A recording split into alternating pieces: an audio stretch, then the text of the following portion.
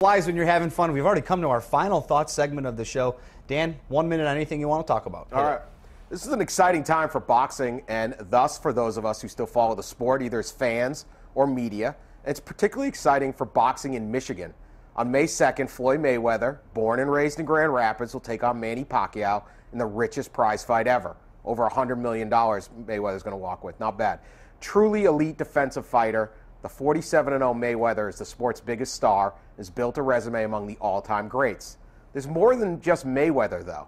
Detroit middleweight Tony Harrison ran his record to 20-0 when he headlined ESPN's Friday Night Fights this weekend. He did it courtesy of his 17th knockout. He's a thrilling fighter to watch. Go check out YouTube. You can see him beating the tar out of all sorts of guys.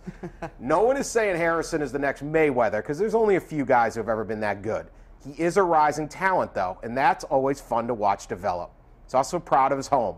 Friday night in Vegas, he fought in Michigan State-themed boxing trunks. He's previously sported the maize and blue. He always talks about Detroit.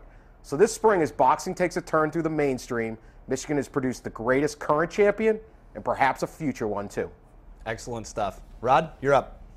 This week, the Lions declined their option to use the franchise tag on Ndamukong Suh, as we talked about. It's a decision that saved them $27 million in cap space and almost certain doom in their future if they had overcommitted financially.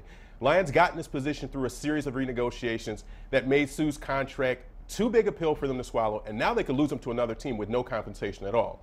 That is, unless they can come up with a long-term deal in the next 48 hours or so to keep him in Honolulu blue and silver.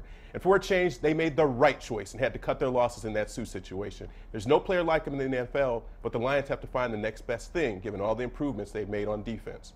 Reggie Bush was one of those cap casualties, and after reaching the playoffs this year, they're as close to their goal as being an elite NFL team as they've been in the lifetimes of most of us, certainly.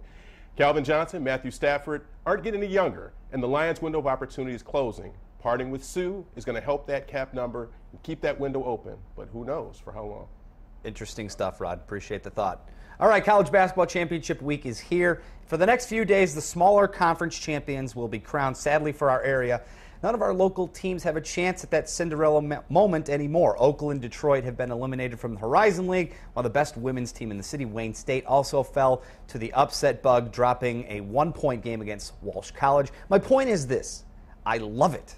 Not for the fact our local teams are out, but all of them had a chance at ultimate glory. The NCAA tournament is the best postseason in sports. Every single team starts with a chance at the beginning of the season. The favorites, they don't always pan out, and there's always a classic upset right around the corner. Plus, where else can you get people completely uninterested in sports to fill out a bracket based on colors or mascots?